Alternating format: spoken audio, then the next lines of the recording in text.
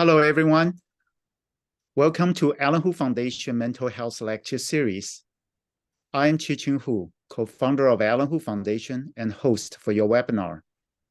Today, Dr. Alan Langer will present the Mindful Body, Thinking Our Way to Chronic Health. First, I'd like to thank the Mental Health Association for Chinese Communities for providing simultaneous Chinese interpretation. And thank you to Ida Xiao for Chinese interpretation. Alan Hu Foundation's mission is to promote mental health, raise awareness, and remove stigma surrounding psychiatric disorders, and support fundamental research for cures. Please consider making a gift to Alan Hu Foundation by using the donation link in the chat box. Thank you for supporting our programs. Today, it is our great honor and privilege to introduce Dr. Alan Langer. Dr. Langer is a social psychologist, professor, artist, and author. She is widely known as the mother of mindfulness and mother of positive psychology. She has authored hundreds of research articles and 13 books. She is the recipient of numerous awards and honors, including a Guggenheim Fellowship, 3 Distinguished Scientist Awards, the Stats Award for Unifying Psychology, and the Liberty Science Genius Award. She is a member of the psychology department at Harvard University. In addition, her paintings have been exhibited in galleries. Dr. Langer's talk will be based upon her latest book, The Mindful Body, Thinking Our Way to Chronic Health, where she shows that the mind and body are a single system, and if we embrace the idea of mind-body unity, new possibilities for controlling our health become available to us. And after the presentation, there will be a Q&A session. Please use the Zoom Q&A function to submit your questions. The presentation is for educational purposes only, and it's not intended for medical diagnosis. If you have any persistent symptoms, please seek professional help. With that, I'm turning the program to Dr. Langer. Welcome, Dr. Langer. Thank you so much. That was a lovely introduction. It occurred to me I should say something about the painting that you see in front of you, which is, it's about 20 feet long, and almost all of the people in it have no ears, and their eyes are closed. And the name of the painting is Awake, which most people are not, which is why I illustrate by their eyes being closed. And hopefully by the end of the lecture today, many more of us will be awake once we see all the advantages to being so. Okay, I'm not able to advance the slides. I knew this would happen. What should we do? Oh, there we go. Oh, yes, it's okay. already. Yeah. All right. So what I want to do is play for a while so you get a feeling for what we're going to be talking about. And then you're going to see, presumably, the enormous cost this mindlessness takes on us and how pervasive it is. And in fact, 45 years of research has made clear to me that virtually all of us are mindless almost all the time. Now, the problem is that when you're mindless, you're not there to know you're not there. So it's not quite as easy as people think to turn it around. Many times people say, be in the moment, and that's very sweet as an instruction, but it's really empty because, again, if you're not there, you can't take advantage of being in the moment. So we're going to talk about how to make sure you're there and what are all the advantages once you show up. But first, let me show you this slide and tell me, we can all yell out, what is this? Now, I can't hear you, and I don't know if anybody is saying anything, and chances are you're not, because you have no idea. And this is the way we learn most things. We start off, we have no idea what it is. Then somebody tells us.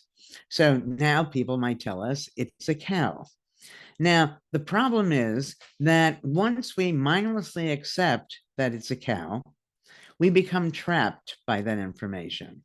So I want to meet with everybody here. Let's make a date for 20 years from today. And what will happen is when you see this slide again, you will not be able to not see the cow. All right. So the point is, when you buy into something, somebody tells you this is what it is, and you learn, either memorize it or you can learn it on a single exposure. Now you think you know, then you're trapped and you can't see it in other ways. And that's the way we learn almost everything, right? In school, we learn absolute facts. And I'm going to tell you at some point today that all of those absolute facts are probably wrong in some contexts, but let's wait for that. First, let's see if you can add. All right, you're largely an Asian audience. Asians are supposed to be very good in math, so you won't have any problem with this. So I'm going to present a number, and I want you to yell out the number. Then I'm going to give you another number, and I want you to add it to it and say it out loud, and we'll keep going, okay? So now, 1,000, 1,040, 2,040, 2,070, 3,070, 3,090, 4,090, plus 10.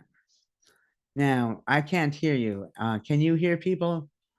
I cannot hear people. Yeah, oh, so we don't know. Well, what typically happens at this point is we go 1,040, 2,040, 2,070, 3,070, 3,090, 4,090, plus 10, and people say 5,000. 5,000. All right, and then they're shocked because if you add 4,090 plus 10, you don't get 5,000, you get 4,100. And most of the time, people are totally oblivious to the fact that they've made a mistake, which is typically the case. Again, we're mindless almost all the time, and we're oblivious to it. Here's a simple one. How much is 1 plus 1? Somebody answer. Okay, 2. so we just heard the answer is 2. But it turns out it's not always 2. Now, this is the thing across the globe that we're the most certain of. 1 plus 1 is 2. But if you add 1 cloud plus 1 cloud, 1 plus 1 is 1.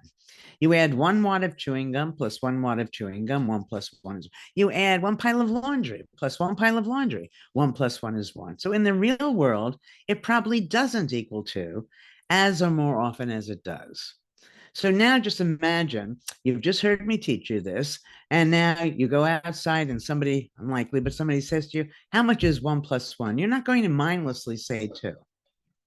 You're going to pay attention to the context, and then you're going to give a more mindful answer. You're going to say, it's often 2, it may be 2, it could be 2, but not that it is. Right? And so that is the way we need to respond to all of the things we think we know. One last game. Okay, so this is David Copperfield. He's a famous magician. Now, for this to work, you have to pick a card and you have to think very hard about the one card that you've picked. Okay, because he's going to know which card you've chosen. Okay, so everybody pick a card. Now, this is silly, but it only works if you look right into his eyes and you think about that card. He doesn't know you, but still he knows the card you've chosen. Look, your card is gone. Amazing, isn't it? And for everybody, your card is indeed gone. How could that be? How could he know? Because every single card there is a different card. Right? And the point of this is that not only we don't see what's in front of us, we don't see what's to the right, to the left, and all the while we're oblivious to how much we're missing.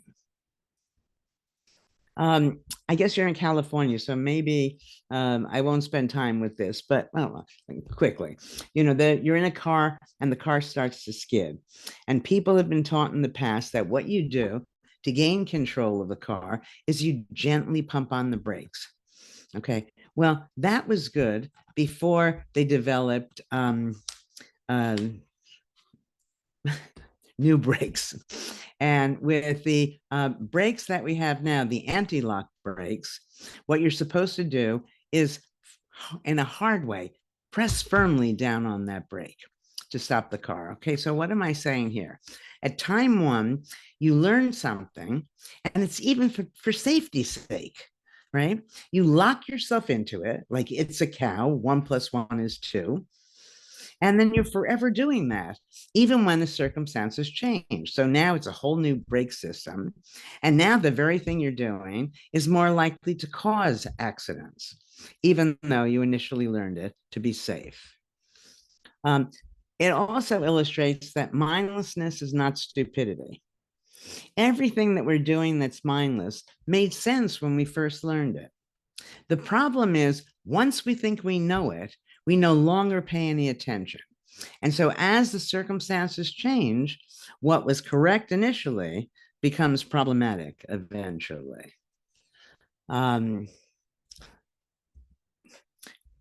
As an academic, I find it more comfortable when I'm making big statements to say most of our suffering, for example. But just between us and the other 20 million people I've spoken to, I really mean all. That's a very big statement. I'm arguing that all of our suffering, whether it's personal, interpersonal, professional, or global, is the direct or indirect effect of mindlessness. Now, that means if you can figure out, which is what we're going to try to do today, how to be more mindful, you're going to be able to turn around suffering, whether it's personal, interpersonal, or professional. And I've been doing this for over 40 years. In study after study, we increase people's mindfulness and we find measurable benefits to competence, productivity, psychological health, well-being. In fact, in several of these studies, we made elderly people more mindful. We taught them how to be more mindful, and they lived longer. Right? So the effects can be quite astounding. So when I'm talking about mindfulness, I think what you need to understand is many people, when they think of mindfulness, they think of meditation. And I'm not talking about meditation. We can say this is mindfulness without meditation. Meditation is a practice that you engage in to result in post-meditative mindfulness. All right. So meditation itself isn't mindful, and meditation is fine. This is different. This is not a practice. This is an entire way of being that all day long you should be in this state, not 20 minutes twice a day. All right. So, what is it that we're doing when we're being mindful? It's so easy, it defies belief. And the next slide is you saw a peek of it. We'll show you some of the amazing findings that result from this simple change of mind. So, what you need to do is just notice. Now, you tend not now to notice things because you think you know them. And you thought, you knew which card was yours. There was no way he was going to be able to figure out your card. You were oblivious to everything else around it. If you were mindful, you would have taken in more information. So the simplest way to be mindful is actively notice new things about the things you think you know. And then you'll come to see you don't know them at all, or not as well as you thought. And your attention will naturally go to them. A better way, but it's really hard, is to accept that we don't know anything. Now, every time we've been taught something, we know these things, he knows those, we're very sure that we know. And because we think we know, then we don't sit up and pay attention. If you knew what I was going to say next, why bother listening to me? All right. You can't know because everything is always changing. Everything looks different from different perspectives. So if you so you don't have to feel bad about knowing. Nobody knows. Now, if you know you don't know, then you naturally pay attention. So before I started to paint, if you had asked me what color are leaves, and if it wasn't in the fall where the leaves change colors, I'd say green. Then I start painting, and you go to the paint store and see 50 different kinds of greens, and you can mix them together and add a little white, and now you have hundreds of different color greens. And so this thing for me was a green leaf now becomes a much more interesting thing to pay attention to. And so it is with everything. So when you become more mindful, now all you're doing is actively noticing. The research has shown us that you'll get an increase in innovation. People will see you as charismatic. You become better leaders. Your relationships improve. And hopefully, I'll be able to explain some of these, not all of these to you. You get an improvement in memory, attention, learning. Your self-esteem increases. Your vision, your hearing, your health in general, weight loss. The list just goes on and on. And when you're more mindful, you are less likely to experience burnout, stress, pain, have accidents, and so on and so forth. Just think about it. It seems to me almost remarkable. These very big things follow from the very simple process of noticing. Okay, so when we're talking about mindlessness, it's like being a robot. It's an inactive state of mind where you're relying on distinctions and categories that you drew in the past. So the past overdetermines the present. You're trapped in a rigid perspective, but you're oblivious to that, right? You're insensitive to context. You think 1 and 1 is always 2, for example. You follow rules and routines mindlessly, meaning you're governed by them. If you set up a routine, you do it come hell or high water. And over again, what happens is we become oblivious and unaware of the fact that we're oblivious. Mindfulness, as I've just said, is so easy. You actively notice. That puts you in the present. Everybody says, be in the present. You can't be in the present just by saying, I want to be in the present, because we've all learned how not to be there. Okay. But this act of noticing puts you in the present. You become aware of how information changes depending on context and perspective. You can have rules and routines and goals, but these should guide what you're doing. They shouldn't determine what you're doing. So when they no longer make sense, we should put them aside, set up new routines for ourselves, which people rarely do. It leads us to be flexible. And probably most important in some sense is that when we're mindful, we're experiencing the world by being engaged. And when you're engaged, the neurons are firing, you're happy. And as you'll see in a few moments, that's the best thing for our health. Okay, so what do we have so far? Mindlessness is pervasive. Most of us are mindless most of the time. We think we know, but we don't. A simple way of understanding that, a cute way of remembering what mindlessness is that we're frequently in error, but we're rarely in doubt.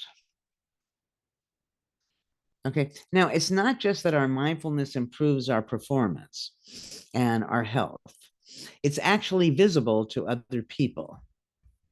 So we did a study quite a while ago where we had magazine salesmen selling magazines, and they were in 2 different groups. We had them being mindful or mindless. When they were mindless, we had them learn the script, make sure you know it by heart, and then just go from client to client, repeating it.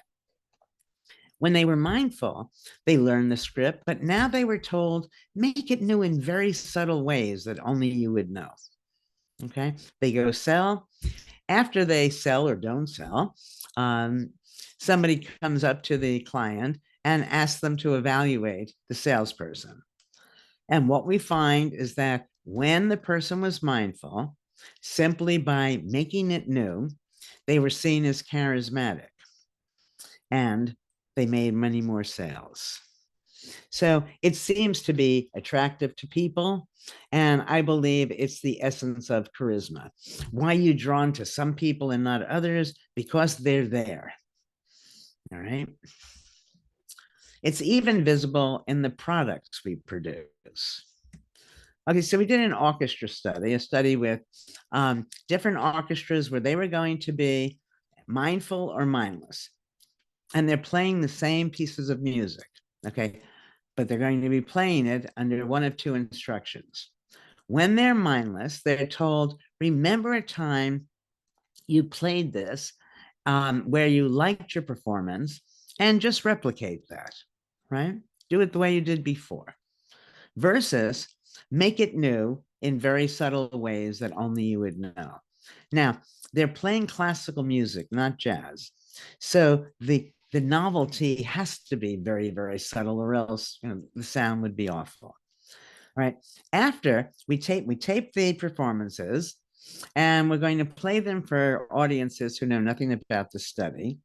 And we also question the musicians. 89.5%, almost everybody heard the difference between the two kinds of recordings. And people overwhelmingly preferred the mindfully played piece. And the musicians all preferred playing it this way. You can't enjoy being mindless. You're not there to enjoy it. And so one of the bottom lines is that if you're going to do it, show up for it. Whether you're brushing your teeth, it doesn't matter what you're doing, no matter how trivial it might seem to you. Be there and notice, and you'll reap the benefits. But it was interesting to me, I didn't realize this until I started to write up the orchestra study, which was that here we had everyone doing their own thing in the mindful group, right? They're all making it new in subtle ways. Nevertheless, you had a superior coordinated group experience. And that led me to think that maybe what our leaders should be doing is to encourage us to be mindful. And that's the best they can do. And then we take it from there. If we're all in the same situation and we're all mindful, we're reading our cues from the same situation. At any rate, the mindful experience, mindfully doing, in this case, playing music, we have it with written things, creating physical objects, no matter what we do, when people are there, the product is more highly rated. Okay, so now how do you appreciate other people so you can increase their mindfulness?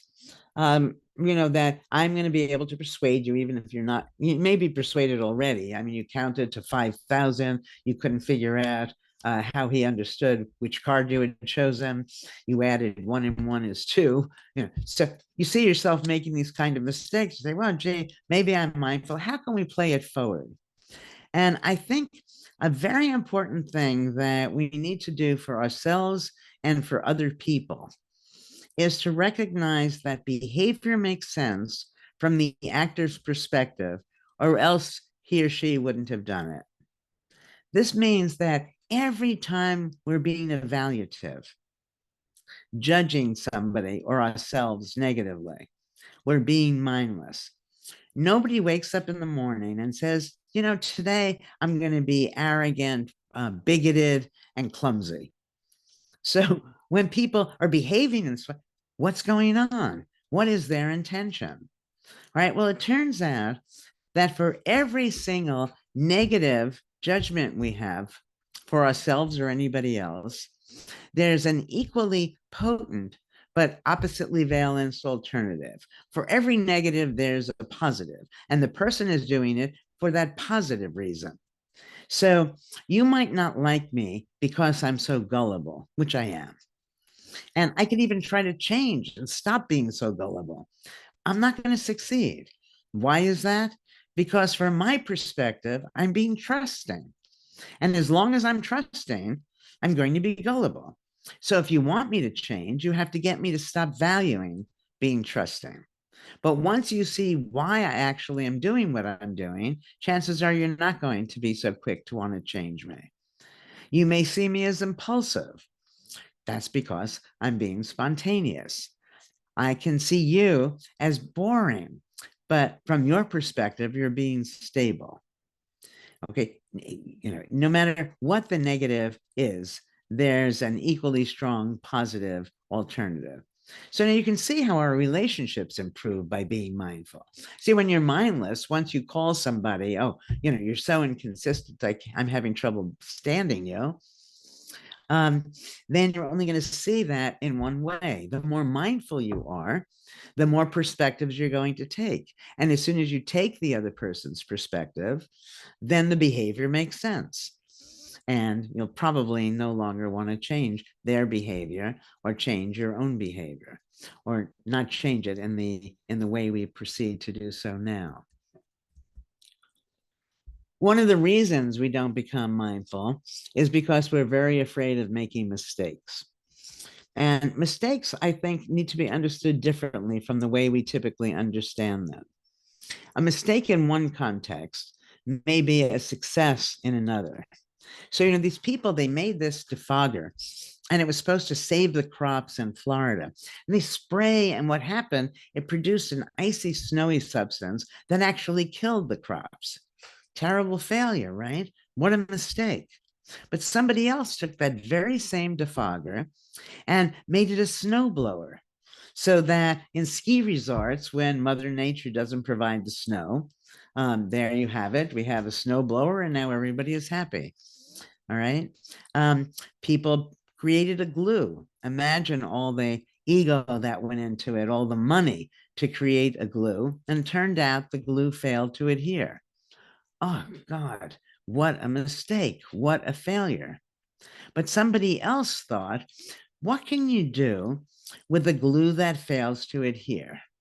Now, you may not know the answer with that, but what if you say, what could you do with a substance that sticks just for a short amount of time? And people at 3M realized and made a Post-it note. And my guess is they made a lot more money with this failed glue as a Post-it note as they would have if, in fact, it was a good glue.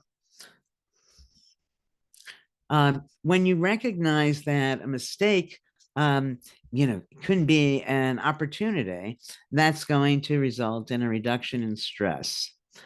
And I think stress is a major problem for us, but stress is mindless. Stress requires two things. It's a belief that something's going to happen, and that when it does, it's going to be awful. But we can't predict.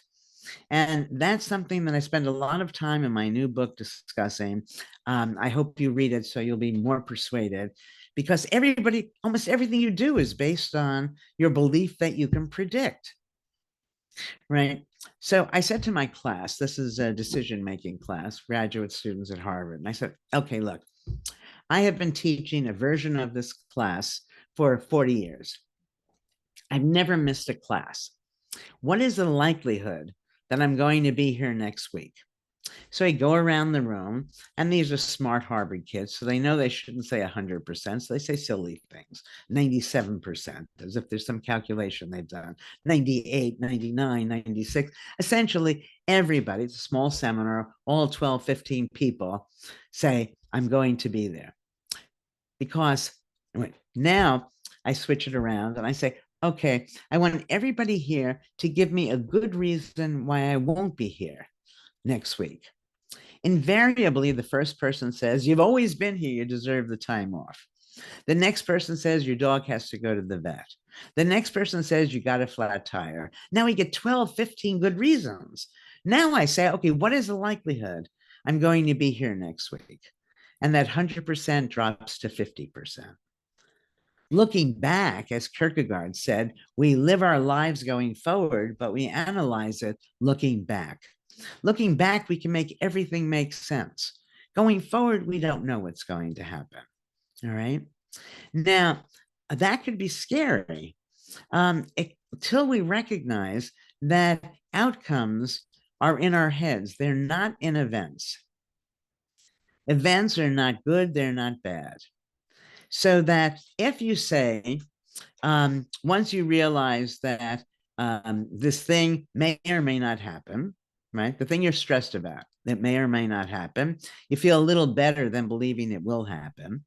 And when it does happen, there are going to be good things about it and bad things. It depends on how you want to understand it.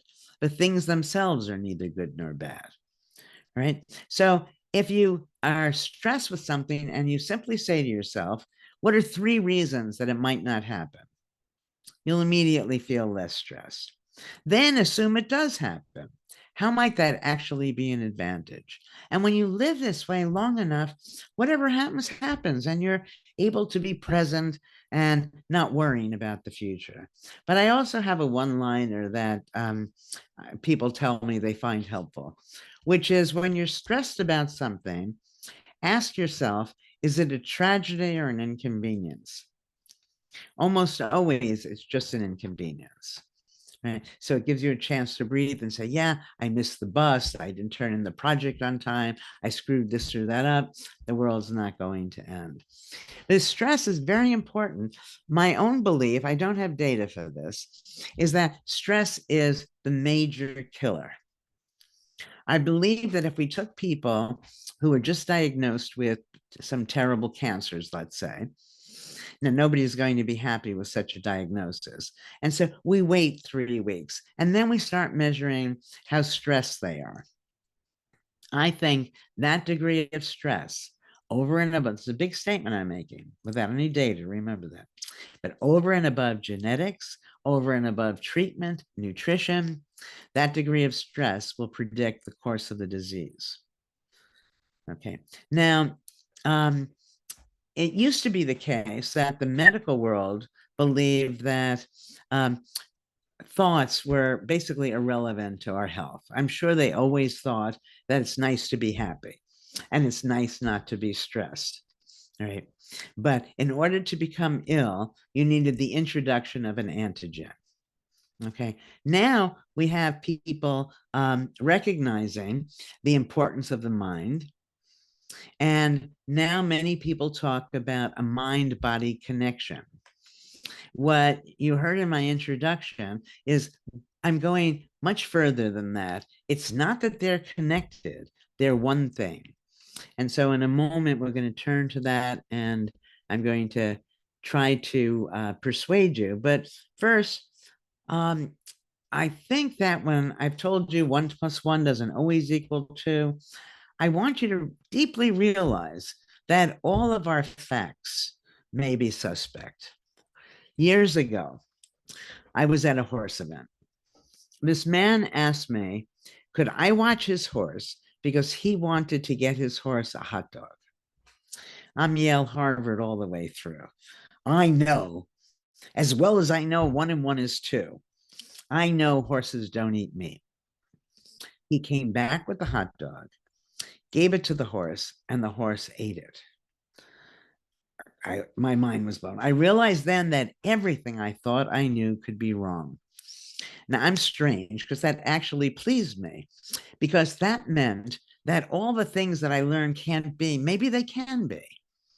And what you have to understand is that our facts, mostly our science facts, but all of our facts are deduced through experiments. And experiments only give us probabilities.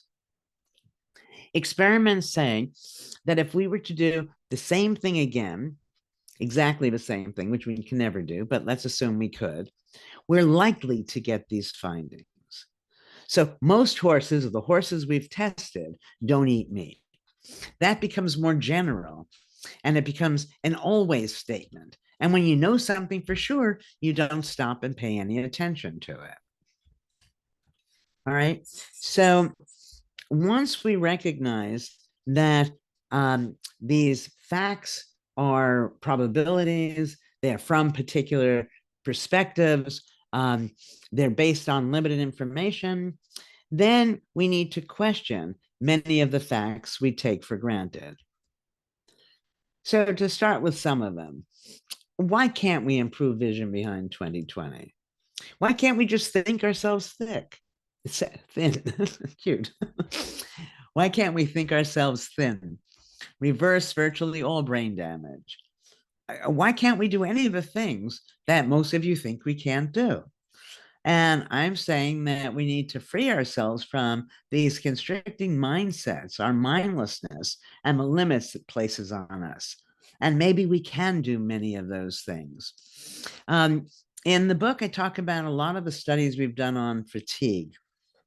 People think for sure fatigue is a physical thing.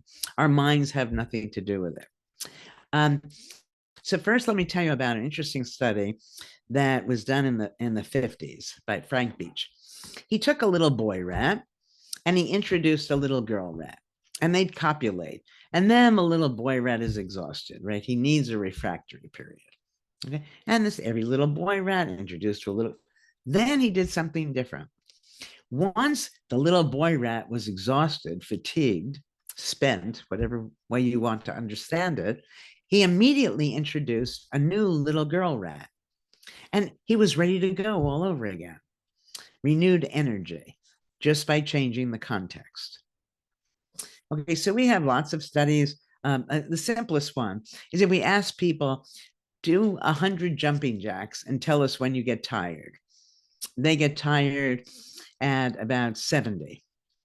Then we ask other people, do 200 jumping jacks and tell me when you get tired. And they get tired at around 140. All that's changed there is our mental construct. Now, if I asked you, and I do this with my students, I say, how far is it humanly possible to run physically before you just break down? And they're smart again, so they know a marathon is 26 miles. So what they do is it becomes like an auction. One says 28, then 30, 35. Eventually someone says 50, everybody groans, like, wait, 50, right. Then I turn on a video of the Tarahumara, which is a tribe in Copper Canyon, Mexico, and they can run over 200 miles without stopping. The difference between 26, and I myself couldn't run a marathon, I don't think, I could, right? What I'm saying is I'm mistaken in thinking that I can't, but right now I'm not able to run even 5 miles. 26 miles, the difference between 26 miles and 200 is the difference between what you think you're able to do and what I think you're capable of doing, and that all of us are capable of doing. And most of us can't do what we can't do because we presume we can't do it, right? And we need to open that up, and we'll be amazed at what we'll see. And along with this, I began looking at a new view of mind and body. So I said the medical world saw them as totally separate. Then people think they're related, but it's not clear how. And I'm saying it's one thing. As is one thing, wherever you put the mind, you're necessarily putting the body. So I'm going to tell you about some studies where we put the mind in strange places and took the measurements from the body. But this the book, The Mindful Body, started as a memoir. So I have lots of personal stories in there. And one that speaks, this is probably my first understanding of mind-body unity, but I was too young. I didn't call it that at the time. But so I was secretly married when I was very young. Don't tell anybody. And then at 18 or 19, we went to Paris on our honeymoon. And now, I'm 18 going on 30. I'm very grown up because after all, I'm married now. And we go into a restaurant in Paris and I order a mixed grill. And on the plate is a pancreas. And so I say to my then husband, which of these is the pancreas? He points to something. Okay, I eat everything else. Now comes the moment of truth. I feel now I'm supposed to be sophisticated. I'm a married woman, even though I'm still a child, right? And I must eat the pancreas. I start eating it and I literally get sick. He then starts laughing. I say, why are you laughing? He said, because that's chicken. You ate the pancreas a while ago. All right. So my telling myself that this was something it wasn't was enough to make me sick. All right. Now, let me tell you another pancreas story that also plays a large role in all the mind-body unity work. My mother had breast cancer and it had metastasized to her pancreas. That's the end game. Then magically it was totally gone and the medical world couldn't explain it. And the mind-body unity can. And I believe spontaneous remissions are probably far more common than most people realize. I mean, just think of it for a moment. You're about to die, you go home to be with your family. If you get better, you don't think first thing, I must call the doctor and tell them they were wrong, okay? So these things can all be explained by our putting mind and body back together. So the first study we did on this is now called the counterclockwise study. I can call it a famous study because if you turn on The Simpsons Go to Havana, they actually talk about the study. They don't get it quite right, but it's fun that they deal with it. And so it's a simple study. Again, what we did was to retrofit a retreat to make it seem that it was 20 years earlier, like a Hollywood set, but not so fancy because we didn't have the funds. Okay. And we were going to have old men live there as if they were their younger selves. So they were going to be talking about events of the past in the present tense as if they were just unfolding. All of the artwork, the books, everything around them was of 20 years earlier. All right. And we had a comparison group that was going to reminisce for this amount of time. All right. What happened? So these are old men who really, seemed like they couldn't even make it through the week. That's how weak they looked the other week. And before we started, and we take lots of measures. And as soon as they got to the retreat, you could almost feel the change in them. But by the end of this short week, what we found was that their vision improved, their hearing improved, their memory, their strength, and they looked noticeably younger. Now, all of this is without medical intervention. So people in their late 70s, 80s, this is back many years. This was back in 1979, when 80 was a lot older than it is today. But when have you ever heard of even people in their 60s without any intervention, their vision and their hearing improved? But their minds made it possible. Then we went to the next study many years later, and we did this study with chambermaids. Now, as you know, chambermaids are doing exercise all day long, cleaning the rooms, making beds, and so on. So the first thing we asked them was, how much exercise do you get? And oddly, they thought they didn't get any exercise because they thought exercise is what you do after work, because that's what the Surgeon General says it is. If you sit at a desk all day, you're not going to get any exercise until you go to the gym or whatever. All right. So now we take these chambermaids and we divide them again into two groups, very simple. And we're going to teach one group that their work actually is exercise, that making a bed is like working at this machine at the gym, mopping is like working in this other machine, and so on. So we persuade them that their work is exercise. So at this point, the only difference between the two groups is their mindset. One group now knows their work is exercise. Now, prior to this, we take lots of measures, weight, health, and so on. At the end of the study, we take these measures again. And the first thing we want to check is the group that now sees their work exercise, are they eating any differently? No. Are they working on any harder? No. Nevertheless, by changing their mindset, they lost weight. There was a change in waist to hip ratio, body mass index, and their blood pressure came down. So to make sure you understand what I'm saying is that this woman who is on the bicycle at the gym, if she doesn't see herself as getting exercise, she's not going to reap the benefit of getting exercise. And possibly this woman who's not doing anything, but sees herself as having spent the day at the gym, very well may benefit from being at the gym. Okay, we do a next study with people who have type 2 diabetes. They come in, we take lots of measures, and then we're going to have them sit down at the computer and play computer games. The reason will be clear in a moment. Next to the computer is a clock.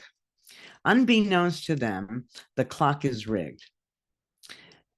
For a third of the people, the clock is going twice as fast as real time. For a third of the people, the clock is going half as fast as real time. And for a third of the people, it's real time. Now we have them play computer games and we tell them, change the game you're playing about every 15 minutes or so. That's to ensure that they'll look at the rig clock. The question we're asking is, does their blood sugar level follow real or perceived time? And the answer is perceived time.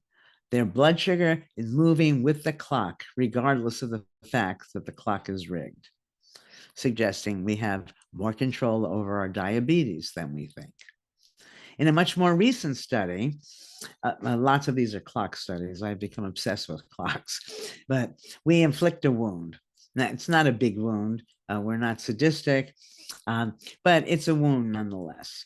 And people are in front of a clock that is going twice as fast as real time, half as fast as real time, or real time. And the question we're asking is, does that wound heal based on real time or clock time, perceived time? And again, the answer is perceived time.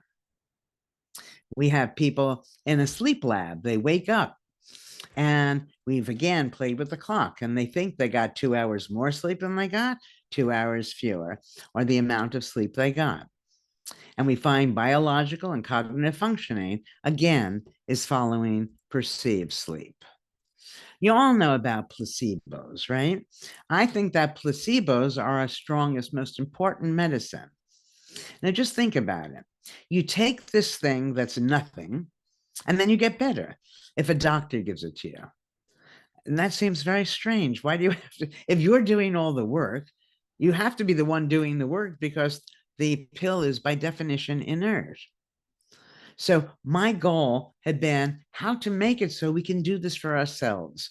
All of this work is aimed at giving us the control over our health that placebos make clear that we actually have. I think it's at least a third of the people with virtually all diseases can heal with placebos. Okay, so here's what we did.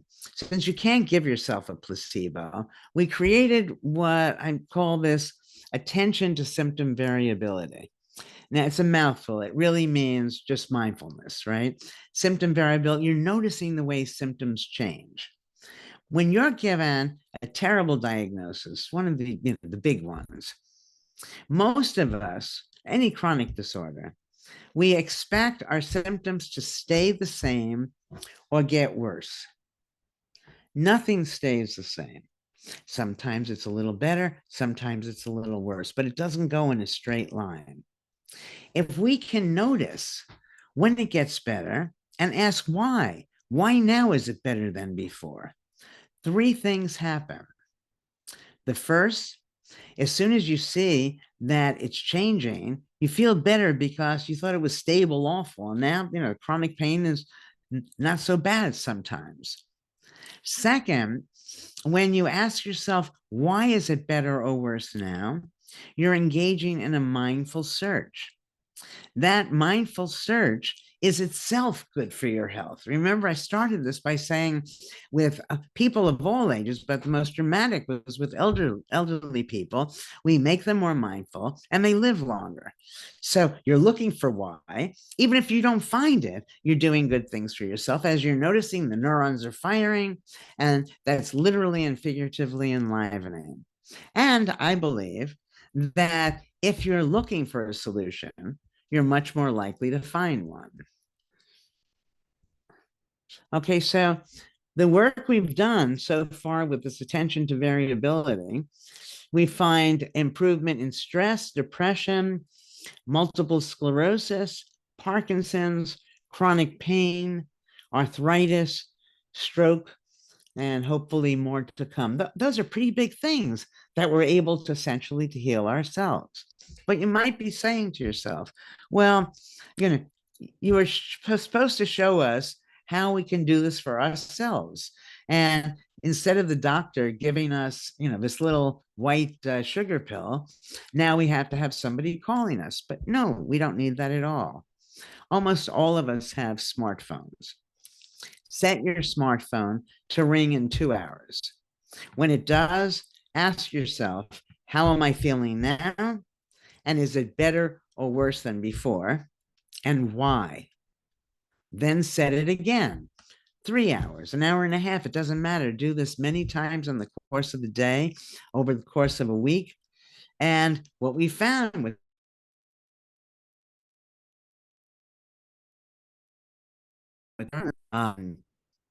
big so essentially, once we're mindful, once we open up, we become aware of all sorts of opportunities to which we were otherwise blind. Everything is changing. And rather than hold on to this stability, which is an illusion, we need to embrace uncertainty and exploit the power in uncertainty. So we need to challenge the idea that whatever limits we believe have to be, don't have to be. There is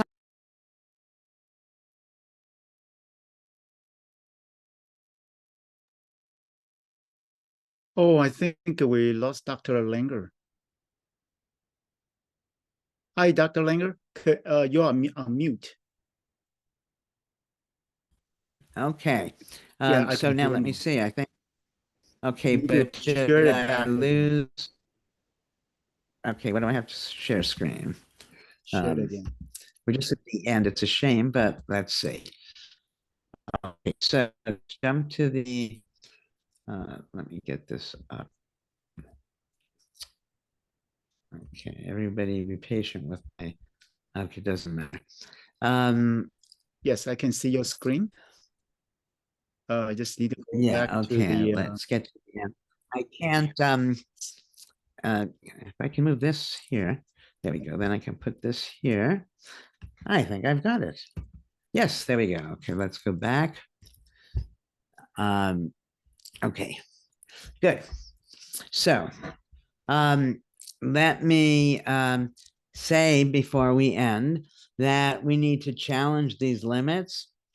There was no way of knowing that we can't. There's not an experiment that can be done that shows we can't. All we can ever show with research is that what we've tried and the way we've tried it didn't work. That doesn't mean other things can't work.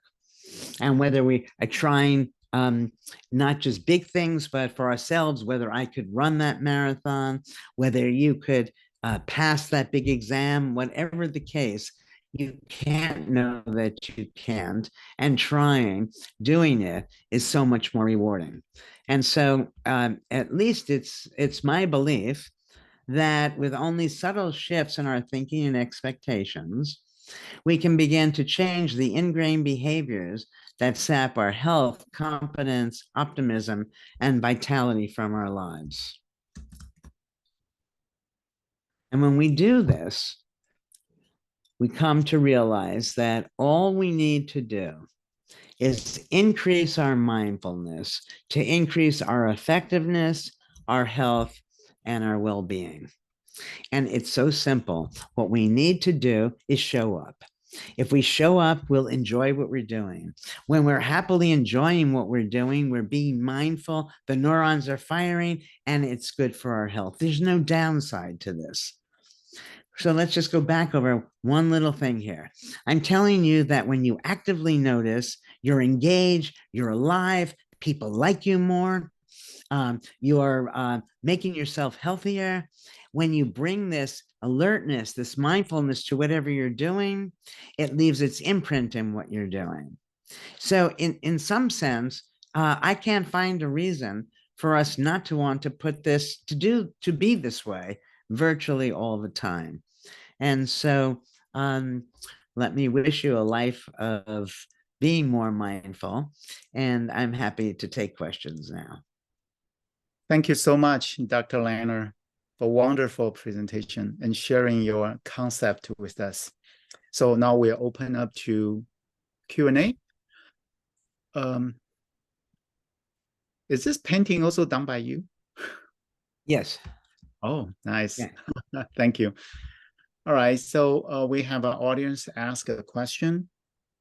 What are the ways to promote the mindfulness in Asian American community? I think, this is something that we can do around the globe. There's nothing special about encouraging Asians to be more mindful than Africans, Americans, or what have you. All we need to do is recognize we don't know. And when we don't know, then we're there to find out. And life becomes much more exciting. So I don't know what the particulars are in an Asian culture to teach this certainty, but that's what we have to counteract. So we have, in fact, I'm in touch with people about putting a new kind of school in China, where we're going to encourage mindful learning. So what would mindful learning be? It would be learning conditionally. 1 and 1 could be 2. Horses, mostly don't eat meat, rather than those absolute facts. Because again, when you know something absolutely, you no longer pay any attention. Right. Let me mix up some questions with earlier question when people register. Yeah. How to utilize mindfulness to stay positive after diagnosis of a stage 4 cancer? Yeah, so that's a big one, right? Now, as I said before, nobody is going to get a diagnosis like that, and I don't care how mindful you are and just feel fine, you're going to be stressed. But once you start dealing with it, you have to recognize that we don't know for sure what happened. We don't even know for sure that you have stage 4 cancer. We don't know what stage 4 cancer is. These are all probabilities. It's very important because people, doctors all over the world on occasion mistakenly will say to somebody, you have 6 months to live. They cannot know that, and they should never say that. So you start off and you say, well, who knows how bad this actually is? I told you that my mother's cancer went into complete remission. Right? So pancreatic cancer, the worst stage of pancreatic cancer, and then magically it was gone. So there's a possibility that that will happen to anybody here who's got that diagnosis as well. But then I think you also want to say to yourself, let's assume none of us know how long we're going to live.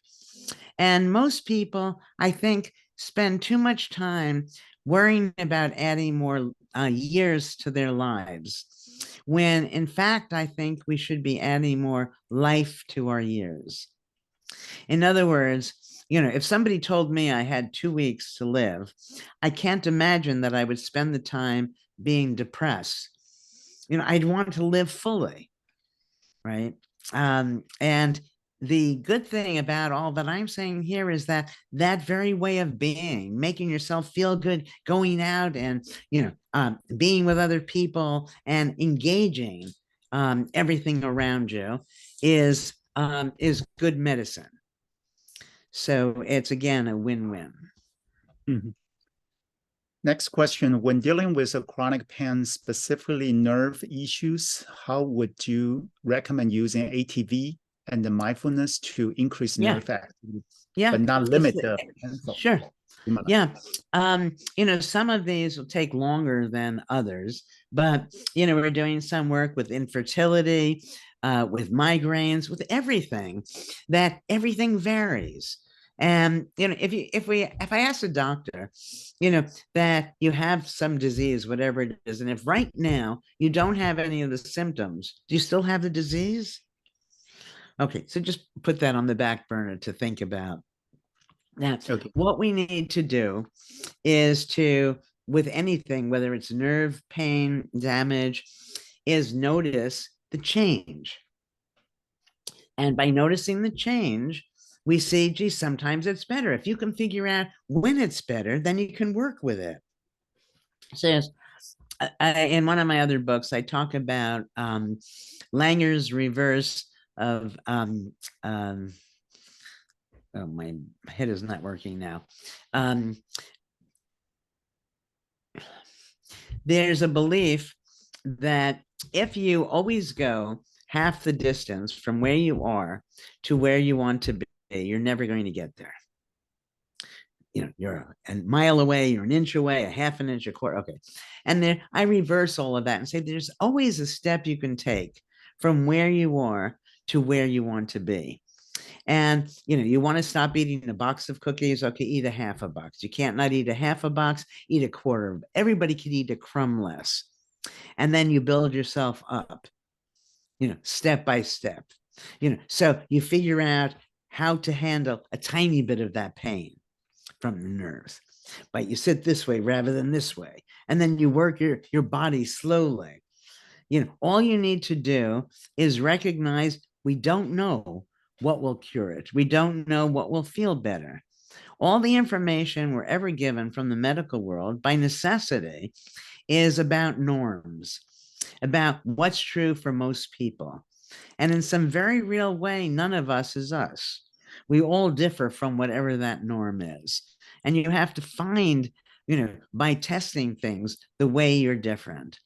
And again, that, as you do this, you'll end up feeling better independent of any of the nerve damage, because the act of being mindful itself is engaging and energy begetting.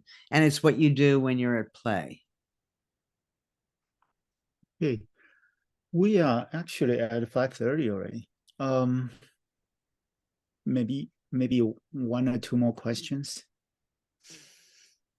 Okay. I'm happy to Too many stay for a while. questions that come in, and we don't have enough time. Let me see. How to help a middle school student who suffer from depression to be mindful? Yeah. I think that you by building up small, in a small way, that if you're depressed, it doesn't matter how old you are, and someone says you want to come out and come to a party, you probably don't want to go. So what you need to do is start doing small little things, because when you're doing things, whatever little things you're doing at those moments, you're no longer depressed. And then you draw attention to the fact that you're okay. See, depression, you can use the attention to symptom variability the same way as with chronic pain. People think when they're depressed that they're always depressed. Nobody, even the most depressed people, are equally maximally depressed all day long. So if you attend to when you're a little better, when you're a little worse, and you see, gee, when I'm giving a lecture to the Alan Yu Foundation, I feel better.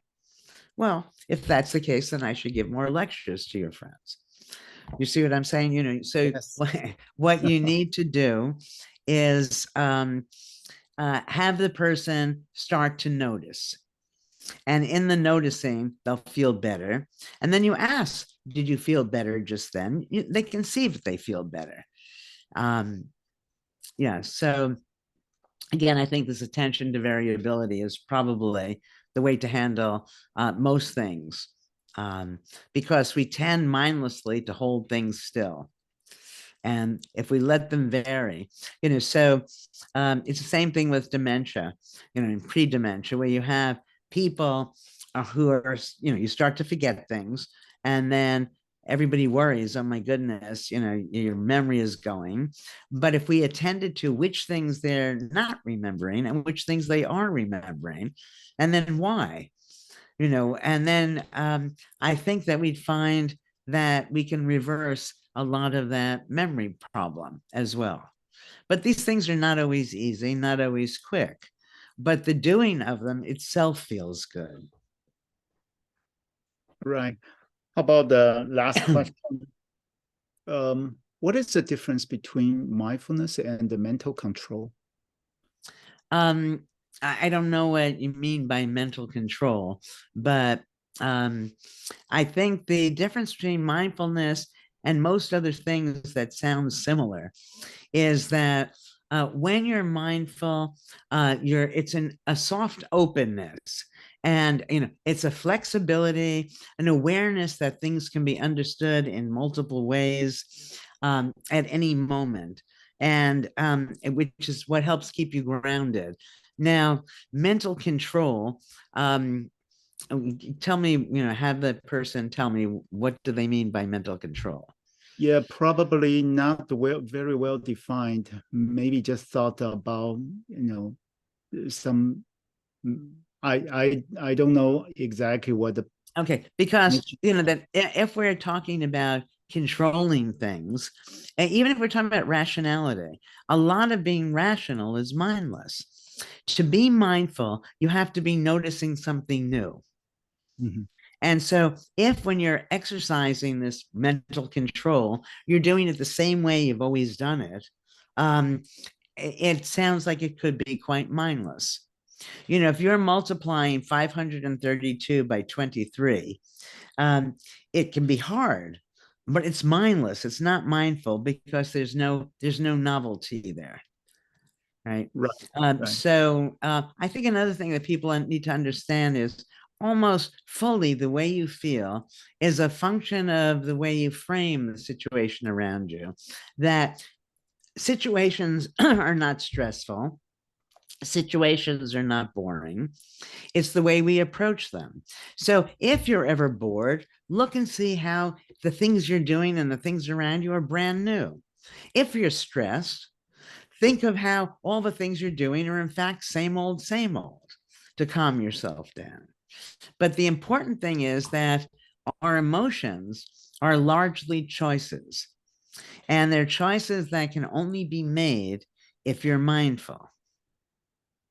It's too hard. These are very big questions. I appreciate the questions, and there's not time to give the time to answer that the questions deserve.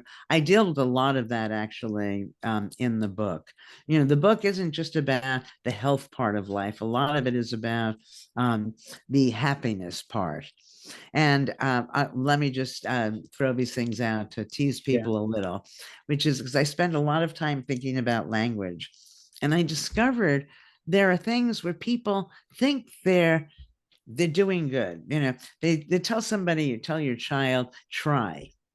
Or you say to yourself, I'm going to try. And trying something is, of course, better than giving up, than not trying at all. But trying has built into it an expectation for failure. You wouldn't try to eat an ice cream cone. Sounds strange. Try to eat the ice cream, right? And so if we have an expectation for failure, we're never going to be able to run 200 miles without stopping, metaphorically. Another one of these, this one I like the best. Many, many years ago, I was asked to give a sermon at one of the Harvard churches. I'm not religious and I'm Jewish, if I were to be religious. So being in a church was, a strange thing. And but I said yes, because I say yes to most things. So I started thinking about what could I lecture on? What could the sermon be about? And okay, I know something about forgiveness. Maybe I'll think about forgiveness, and that can pass as religious. I came up with something that was actually sacrilegious, almost. If you ask 10 people, is forgiveness good or bad? They're going to tell you forgiveness is good. If you ask 10 people, is blame good or bad? They're going to tell you blame is bad. Well, interesting, because you have to blame in order to forgive. So our forgivers are our blamers. Now it gets even worse. Do you blame people for good things or bad things? Well, you only blame people for bad things, but things in and of themselves are neither good nor bad. So what do we have? We have people who see the world negatively, who blame, and then forgive, which is hardly divine. So we can go back to something I said a little while ago, that if we understand why a person did what they did, then there's no need to blame. And if you don't blame, then there's no need to forgive. So you can see again how relationships improve dramatically when we're more mindful. Anyway. Thank you so much, Dr. Langer, for the wonderful talk and the wisdom. It's a great concept to us. Well, thank you for the opportunity to talk to all of you. Yeah. And thank you to everyone for joining our webinar today, and we hope to see you again in the next webinar. Please take a moment to fill out a short survey. I will leave the donation QR code for a few more minutes. And thank you for donating to support our programs. With that, I'm closing the webinar. Thanks, everyone. Thank you, Dr. Langer, and My have a pleasure. Stay nice well. holiday season.